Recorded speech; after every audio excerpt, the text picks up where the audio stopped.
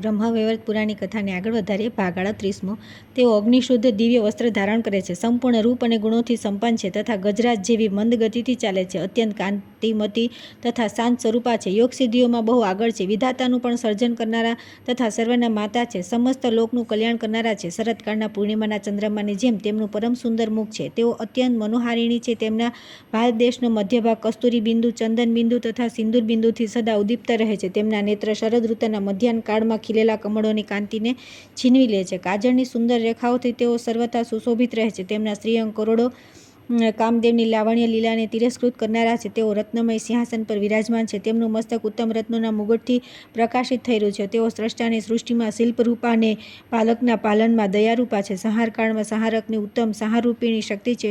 નિશુંભ અને શુંભને ઘરમરોડી નાખનારા તથા મહિષાસુરનું મર્દન કરનારા છે. પૂર્વકાળમાં ત્રિપુર યુદ્ધના સમયે ત્રિપુરારી મહાદેવે આમની સ્તુતિ કરી હતી. મધુ અને કૈટભના યુદ્ધમાં તેઓ વિષ્ણુની શક્તિરૂપિણી હતા. સમસ્ત દૈત્યોનો વધ તથા રક્તબીજનો વિનાશ કરનારા જ છે. હિરણ્યકશિપુના વધ સમયે આ ઋષિ રૂપે પ્રગટ થયા હતા. હિરણ્યાક્ષના વધકાળમાં ભગવાન વરાહની અંદર વરાહી શક્તિ આ જ હતા. આ પરબ્રહ્મરૂપિણી તથા સર્વશક્તિ સ્વરૂપા છે. હું સદા આમનું ભજન કરું છું. આ પ્રમાણે ધ્યાન કરી સદા વિદ્વાન પુરુષે પોતાના મસ્તક પર પુષ્પ મૂકવું અને ધ્યાન કરીને ભક્તિભાવથી આહ્વાન કરવું. પ્રકૃતિની પ્રતિમાનો સ્પર્શ કરીને મનુષ્ય એ રીતે મંત્ર બોલે તથા મંત્ર દ્વારા પ્રયત્નપૂર્વક જીવન્યાસ કરે. અંબ ભગવતી સનાતની શિવલોકથી આવું આવો સુરેશ્વરી મારી શારદીયા પૂજા ગ્રહણ કરો. જગત પૂજ્ય મહેશ્વરી અહીં આવો. ઊભા રહો, ઊભા રહો. હે માતા અંબિકે, તમે આ પ્રતિમામાં નિવાસ કરો. અચ્યુતે, આ પ્રતિમામાં તમારા પ્રાણ નિમ્ન ભાગમાં રહેનારા પ્રાણોની સાથે આવે અને રહે. તમારી સંપૂર્ણ શક્તિઓમાં પ્રતિમામાં તુરંત પદાર્પણ કરે. ઓમ હિમ શ્રીમ ક્લીમ દુર્ગાય સ્વાહા. આ મંત્રનું ઉચ્ચારણ કરીને કહેવું કે હે સદાશિવે, આ પ્રતિમાના હૃદયમાં પ્રાણ સ્થિર થાય. ચંડિકે, સંપૂર્ણ ઇન્દ્રિયોના અધિદેવતા અહીં આવે. તમારી શક્તિઓ અહીં આવે. ઈશ્વર અહીં આવે. દેવી, તમે આ પ્રતિમામાં પધારો. આ પ્રમાણે આહ્વાન કરી નીચેના મંત્રથી પરિહાર સ્તુતિ કરવી જોઈએ. વિપ્રવર, એકાગ્રતાપૂર્વક પરિહારને સાંભળો. શિવપ્રિય ભગવતી અંબિકે, શિવલોકથી જે તમે પધાર્યા છો તમારું સ્વાગત છે. ભદ્રે, મારા પર કૃપા કરો. ભદ્રકાલી, તમને નમસ્કાર છે. દુર્ગે મહેશ્વરી, તમે જે મારા ઘરમાં આવ્યા છો તેનાથી હું ધન્ય છું, કૃતકૃત્ય છું અને મારું જીવન સફળ છે. આજે મારું જીવન અને જન્મ સફળ થયા, કેમ કે હું ભારત વર્ષના પુણ્યક્ષેત્રમાં દુર્ગાજીનું પૂજન કરું છું. જે વિદ્વાન ભારત વર્ષમાં તમારું પૂજવા યોગ્ય દેવીનું પૂજન કરે છે તે અંતલોકમાં ગોલોકધામમાં જાય છે અને આ લોકમાં પણ ઉત્તમ ઐશ્વર્યથી સંપન્ન રહે છે. વૈષ્ણવી દેવીની પૂજા કરી વિદ્વાન પુરુષ વિષ્ણુલોકમાં જાય છે અને મહેશ્વરીની પૂજા કરીને તે શિવલોકને પ્રાપ્ત થાય છે. વેદોમાં સાત્વિકી, રાજસી અને તામસીના ભેદથી 3 પ્રકારની દેવીની પૂજાનું પ્રતિપાદન છે, જે ક્રમશઃ ઉત્તમ, મધ્યમ અને અધમ છે. સાત્વિકી પૂજા વૈષ્ણવોની છે. શાક્ત વગેરે રાજસી પૂજા કરે છે અને જે કોઈ મંત્રની દીક્ષા લઈ શક્યા નથી તેવા પુરુષોની પૂજા તામસી કહેવાય છે. જે પૂજા જીવ હત્યાથી રહિત છે તે જ શ્રેષ્ઠ છે. તેને સાત્વિકી અને વૈષ્ણવી માનવામાં આવી છે. વૈષ્ણવ લોકો વૈષ્ણવી દેવીના વરદાનથી ગોલોકમાં જાય છે. માહેશ્વરી અને રાજસી પૂજામાં બલિદાન હોય છે. શાક્ત વગેરે રાજસ પુરુષ તે પૂજા દ્વારા કૈલાસમાં જાય છે. કિરાત લોકો તામસી પૂજા દ્વારા ભૂત પ્રેતની આરાધના કરી નરકમાં પડે છે. માં, તમે જગતને જીવોને ધર્મ, અર્થ, કામ અને મોક્ષ પ્રદાન કરનારા છો. તમે પરમાત્મા શ્રીકૃષ્ણના સર્વશક્તિ સ્વરૂપા છો. જન્મ, મૃત્યુ, જરા અને વ્યાધિનું અપહરણ કરનારા પરાત્પર છો.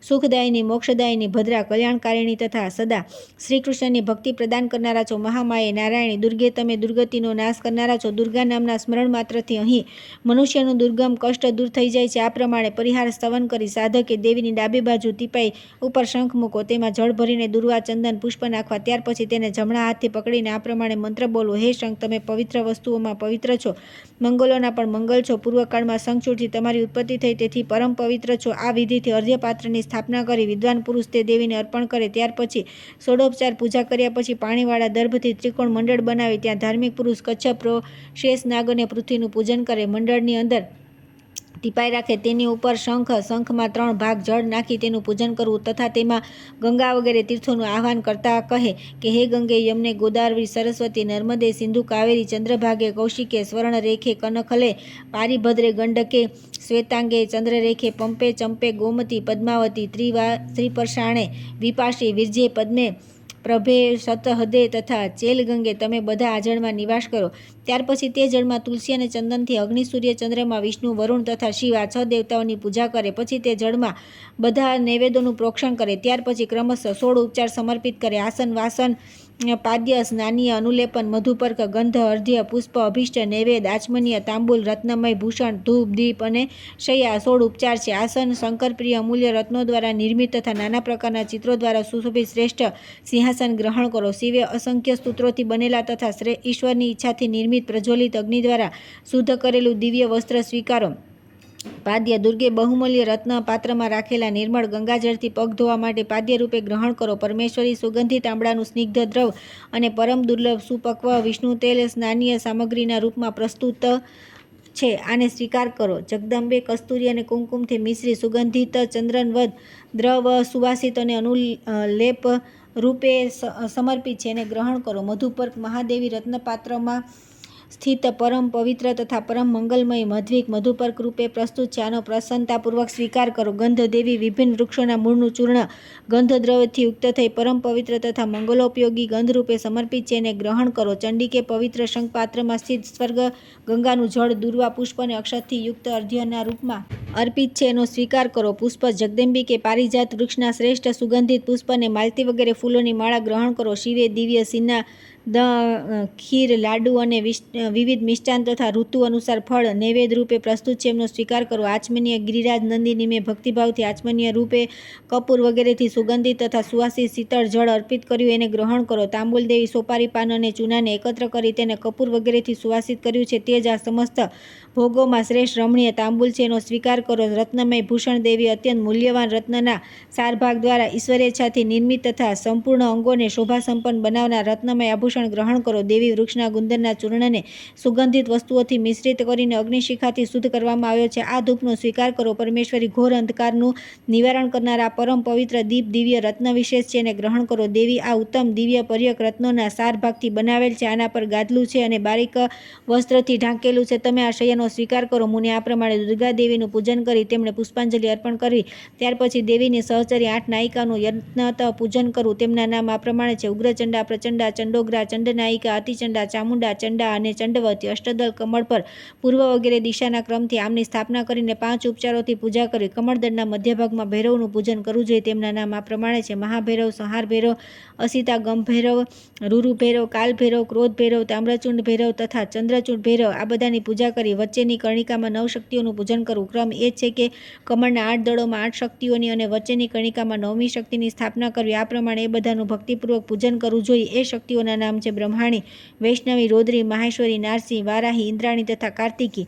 આમના સિવાય 9મી પ્રધાન શક્તિ છે સર્વમંગલા, જે સર્વશક્તિ સ્વરૂપા છે. આ 9 શક્તિઓનું પૂજન કર્યા પછી કળશમાં દેવતાઓનું પૂજન કરવું. શંકર, કાર્તિકેય, સૂર્ય, ચંદ્રમા, અગ્નિ, વાયુ, વરુણ, દેવની ચેટી, વટુ અને 64 યોગિણી આ બધાની વિધિવત પૂજા કરી યથાશક્તિ ભેટ ઉપહાર અર્પિત કરીને વિદ્વાન પુરુષે સ્તુતિ કરવી. કવચને ભક્તિપૂર્વક વાંચીને તે ગળામાં બાંધી લેવું. પછી પરિહર નામક સ્તુતિ કરીને વિદ્વાન પુરુષે દેવીને નમસ્કાર કરવા. આ પ્રમાણે ઉપહાર આપીને સ્તુતિ કરીને કવચ બાંધી વિદ્વાન પુરુષ ધરતી પર માથું ટેકવીને દંડવત પ્રણામ કરે અને બ્રાહ્મણોને દક્ષિણા આપે.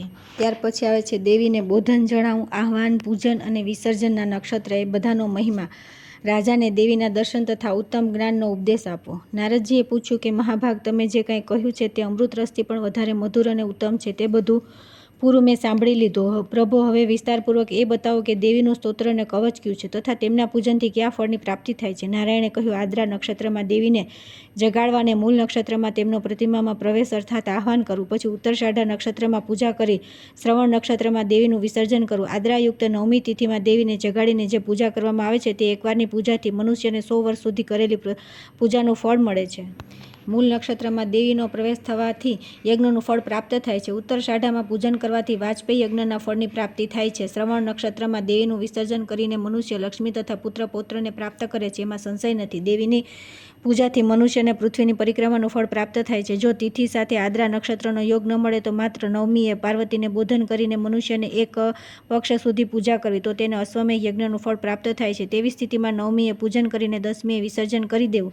સપ્તમીએ પૂજન કરી વિદ્વાન પુરુષ બલિ અર્પણ કરે. અષ્ટમીએ બલિ રહિત પૂજન શ્રેષ્ઠ છે. અષ્ટમીએ બલિ આપવાથી મનુષ્ય પર વિપત્તિ આવે છે. વિદ્વાન પુરુષ નવમી તિથિએ ભક્તિભાવથી વિધિપૂર્વક બલિ આપે. વિપ્રવર તે બલિથી મનુષ્ય પર દુર્ગા પ્રસન્ન થાય છે, પરંતુ તે બલિ હિંસાત્મક હોવો ન જોઈએ, કેમ કે હિંસાથી મનુષ્ય પાપનો ભાગી થાય છે, એમાં સંશય નથી. જેનો વધ કરે છે તે મરાઈ ગયેલ પ્રાણી પણ જન્માંતરમાં તે મારનારનો વધ કરે છે. આ વેદની વાણી છે. તેથી વૈષ્ણવજનો વૈષ્ણવી પૂજા કરે છે. આ પ્રમાણે પૂરા વર્ષ સુધી ભક્તિભાવથી પૂજન કરી, ગળામાં કવચ બાંધી રાજાએ પરમેશ્વરીની સ્તુતિ કરી, તેમના દ્વારા કરવામાં આવેલ સ્તવનથી સંતુષ્ટ થઈને દેવીએ તેને સાક્ષાત દર્શન આપ્યા. તેમણે પોતાની સામે દેવીને જોયા. તેઓ ગ્રીષ્મ ઋતુના સૂર્ય જેવા પ્રકાશિત હતા. તેઓ તેજ સ્વરૂપા, સગુણા તથા નિર્ગુણા પરાદેવી તેજોમંડળના મધ્ય ભાગમાં સ્થિત થઈને અત્યંત સુંદર લાગતા હતા. ભક્તો પર અનુગ્રહ કરવા માટે આતુર થયેલા તે કૃપારૂપા સ્વેચ્છામય દેવીને જોઈને રાજેન્દ્ર સુરથે ભક્તિપૂર્વક મસ્તક નીચું કરી ફરી તેમની સ્તુતિ કરી. તે સ્તુતિથી સંતુષ્ટ થઈ જગદંબાએ મંદ હાસ્ય સાથે રાજેન્દ્ર સંબોધિત કરીને કૃપાપૂર્વક આ સત્ય વાત કહી. પ્રકૃતિ બોલ્યા, રાજન, તમે સાક્ષાત મને પ્રાપ્ત કરીને ઉત્તમ વૈભવ માગી રહ્યા છો. આ સમયે તમને આ જ અભિષ્ટ છે, તેથી હું વૈભવ જ આપી રહ્યો છું.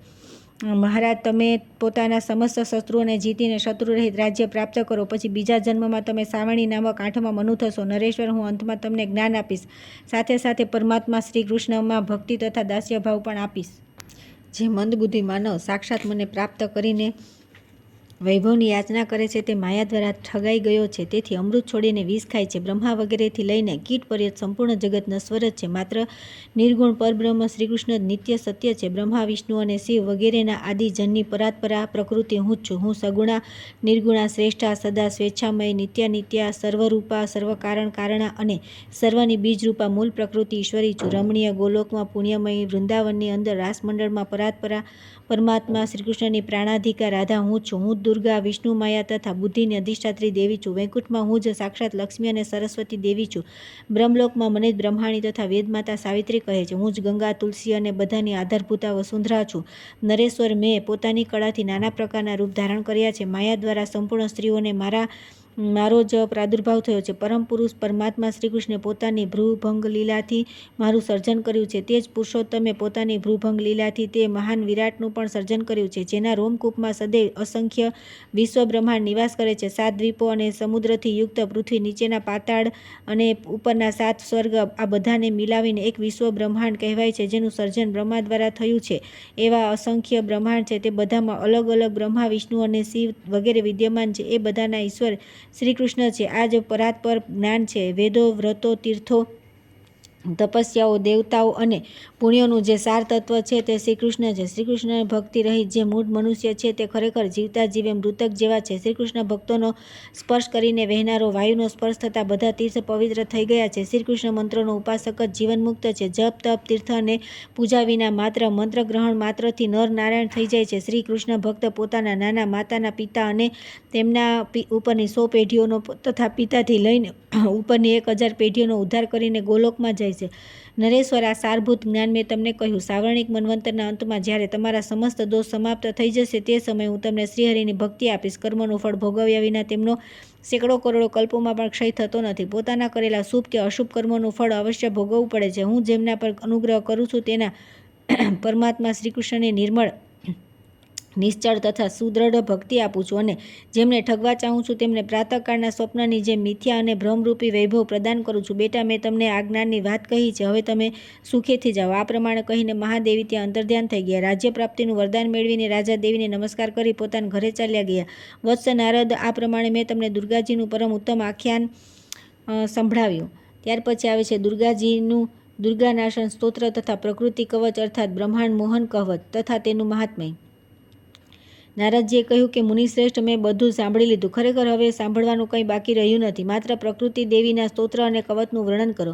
શ્રી નારાયણ બોલ્યા કે નારદ, સર્વપ્રથમ ગોલોકમાં પરમાત્મા શ્રીકૃષ્ણે વસંત ઋતુમાં રાસમંડળમાં પ્રસન્નતાપૂર્વક દેવીની પૂજા કરી તેમની સ્તુતિ કરી. બીજી વાર મધુ અને કૈટભની સાથે યુદ્ધના અવસર પર ભગવાન વિષ્ણુએ દેવની સ્તુતિ કરી હતી. ત્રીજી વાર ત્યાં પ્રાણ સંકટનો અવસર ઉપસ્થિત થયો જાણીને બ્રહ્માજીએ દુર્ગાદેવીની સ્તુતિ કરી હતી. મુને ચોથી વાર ત્રિપુરા ઋષિઓએ ત્રિપુરોની સાથે અત્યંત ઘોર યુદ્ધનો સમય આવ્યો ત્યારે ભક્તિભાવથી દેવીનું સ્તવન કર્યું હતું. અને પાંચમી વાર વૃત્તાસુર વધના સમયે ઘોર પ્રાણ સંકટના સમયે દેવતાઓ સહિત ઇન્દ્રે દુર્ગાદેવીની સ્તુતિ કરી. ત્યારથી મુનિન્દ્રો, મુનુઓ અને સુરત વગેરે મનુષ્યોએ પ્રત્યેક કલ્પમાં પરાત્પરા પરમેશ્વરીનું સ્તવન અને પૂજન કરવાનો આરંભ કર્યો. બ્રહ્મન, હવે તમે દેવીનું સ્તોત્ર સાંભળો, જે સંપૂર્ણ વિઘ્નોનો નાશ કરનારું, સુખદાયક, મોક્ષદાયક, સાર વસ્તુ તથા ભવસાગરથી પાર ઉતારવાનું સાધન છે.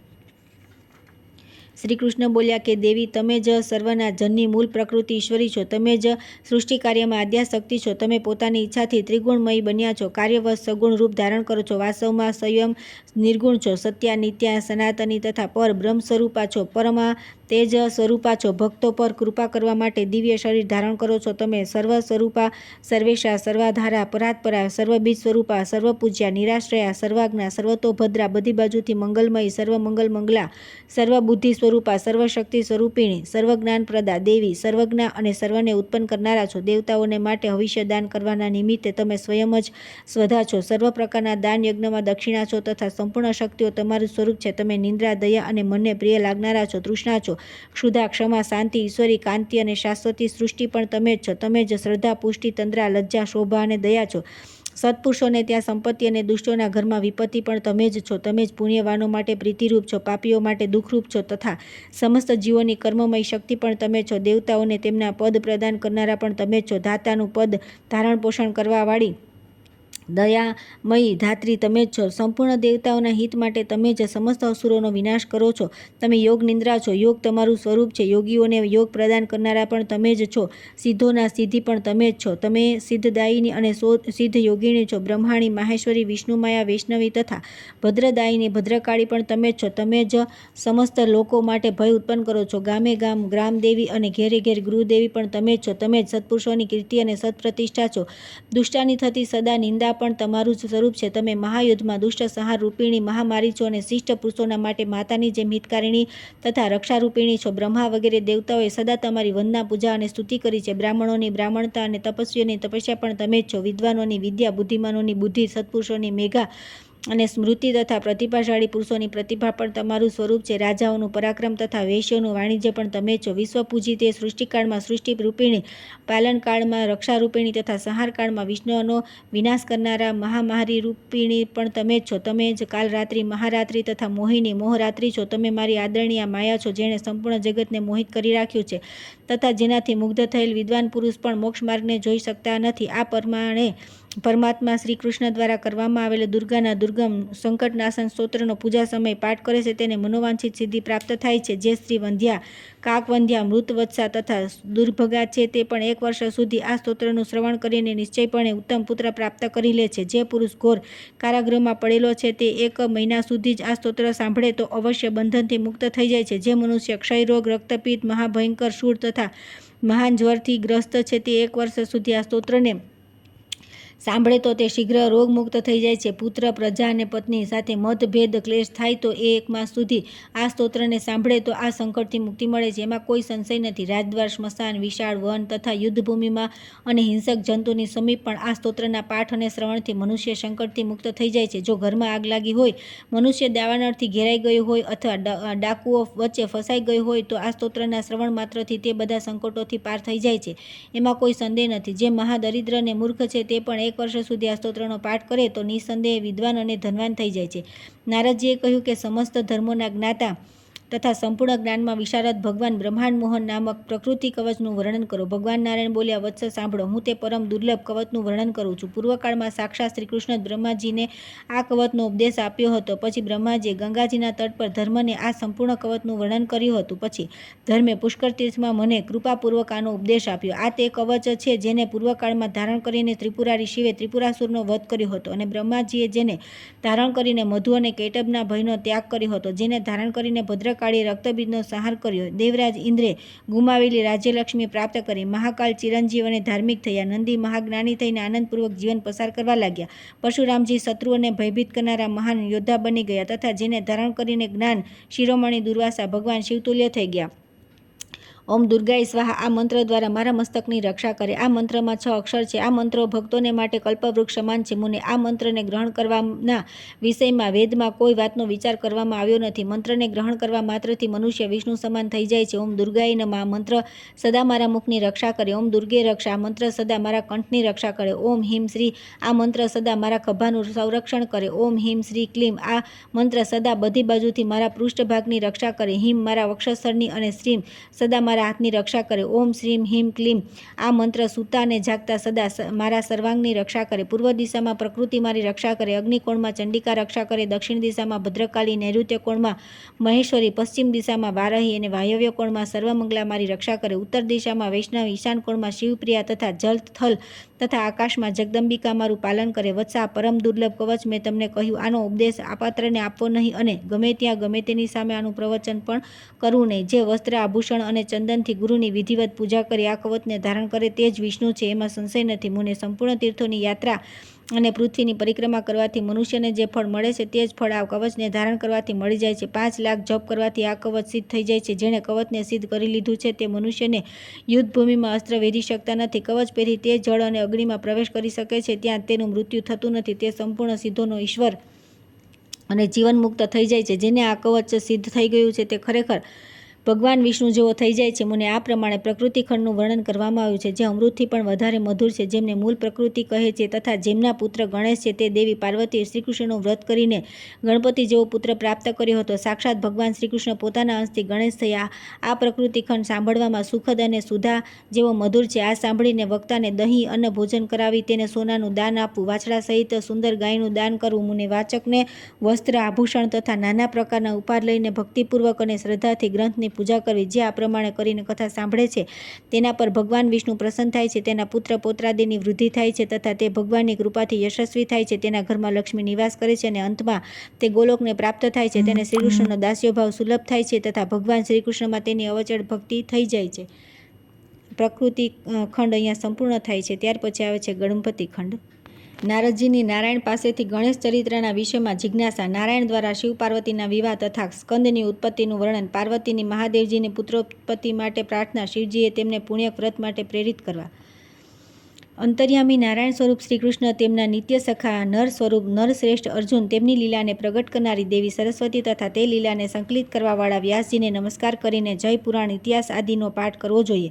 નારદજીએ પૂછ્યું, ભગવાન, જે સર્વોત્કૃષ્ટ મૂર્ખ લોકો માટે જ્ઞાનની વૃદ્ધિ કરનાર તથા અમૃતનો ઉત્તમ સાગર છે, તે અભિષિપ્ત પ્રકૃતિ ખંડને તો મેં સાંભળ્યો. હવે હું ગણપતિ ખંડને, જે મનુષ્યના સંપૂર્ણ મંગળોનો પણ મંગળ સ્વરૂપ તથા ગણેશજીના જન્મની કથાથી પરિપૂર્ણ છે, સાંભળવા ઈચ્છું છું. જગદીશ્વર ભલા, પાર્વતીજીના શુભ ઉદરથી સુરશ્રેષ્ઠ ગણપતિની ઉત્પત્તિ કઈ રીતે થઈ? કઈ રીતે પાર્વતી દેવી આવા પુત્રને પ્રાપ્ત કર્યો? ગણેશજી કયા દેવતાના અંશથી ઉત્પન્ન થયા હતા? તેમને જન્મ કેમ લેવો પડ્યો? તેઓ અયોનિજ હતા કે કોઈ યોનિથી ઉત્પન્ન થયા હતા? તેમનું બ્રહ્મતેજ કેવું હતું? તેમનામાં કેટલું પરાક્રમ હતું? તેમની તપસ્યા કેવી હતી? તેઓ કેટલા જ્ઞાની હતા અને તેમનો યશ કેટલો નિર્મળ હતો? જગદીશ્વર નારાયણ, શંભુ અને બ્રહ્મા હોય તો પણ સંપૂર્ણ વિશ્વમાં તેમની અગ્રપૂજા કેમ થાય? તેઓ હાથીના મુખવાળા, એક દંત તથા મોટી ફાંદવાળા કેમ થઈ ગયા? મહાભાગ પુરાણોમાં તેમના રહસ્યમય જન્મ વૃત્તાંતનું વર્ણન કરવામાં આવ્યું છે. તમે તે પરમ મનોહર અત્યંત વિસ્તૃત ચરિત્રનું પરિપૂર્ણ રૂપે વર્ણન કરો, કેમ કે તે સાંભળવા માટે મને બહુ જ ઉત્કંઠા થઈ રહી છે. શ્રી નારાયણે કહ્યું કે નારદ, હું તે પરમ અદ્ભુત રહસ્ય વર્ણન કરું છું, સાંભળો. તે પાપ સંતાપનું હરણ કરનારું, સંપૂર્ણ વિઘ્નોનું વિનાશક, સર્વ મંગળોના દાતા, સારરૂપ, નિખિલ શ્રુતિઓને માટે મનોહર, સુપ્રદ, મોક્ષનું બીજ તથા પાપોનું મૂલોચ્છેદ કરનારું છે. દૈત્યો દ્વારા પીડિત થયેલા દેવતાઓના તેજમાંથી ઉત્પન્ન થયેલા દેવીએ દૈત્ય સમુદાયનો સંહાર કરી નાખ્યો. ત્યાર પછી તે દક્ષની કન્યા થઈને પ્રગટ થયા. તે સમયે તે કન્યાનું નામ સતી હતું. તેમણે પોતાના સ્વામીની નિંદા થવાના કારણે યોગ ધારણા દ્વારા પોતાના શરીરનો પરિત્યાગ કરી દીધો અને પછી શૈલરાજના પ્રિય પત્નીના ઉદરથી જન્મ લીધો. પર્વતરાજે તે પાર્વતીના લગ્ન શંકર સાથે કરી દીધા. ત્યારે મહાદેવજી તેમને સાથે લઈને નિર્જન વનમાં ચાલ્યા ગયા. ત્યાં દીર્ઘકાળ સુધી શંકર પાર્વતીનો વિહાર ચાલતો રહ્યો. જ્યારે દેવતાઓએ આવીને વિહારથી વિરત થવાની તેમને પ્રાર્થના કરી ત્યારે ભગવાન શંકર વિરત થઈ ગયા. તે સમયે મહાદેવજીનું તેજ ભૂમિ પર પડી ગયું, જેમાંથી સ્કંદ કાર્તિકેય ઉત્પન્ન થયા. ત્યારે પાર્વતીએ શંકરજીને એક શ્રેષ્ઠ પુત્ર માટે પ્રાર્થના કરી. ત્યારે મહાદેવજીએ કહ્યું કે પાર્વતી, હું ઉપાય બતાવું છું, સાંભળો. તેનાથી તમારું પરમ કલ્યાણ થશે, કેમ કે ત્રિલોકીમાં ઉપાય કરવાથી જે કાર્ય સિદ્ધ થાય છે, હું તેમને તે ઉપાય કહીશ. તે સંપૂર્ણ અભિષ્ટ સિદ્ધિના બીજરૂપ, પરમ મંગલદાયક તથા મનને હર્ષ આપનાર વરાનને તમે શ્રીહરિની આરાધના કરીને વ્રતનો આરંભ કરો.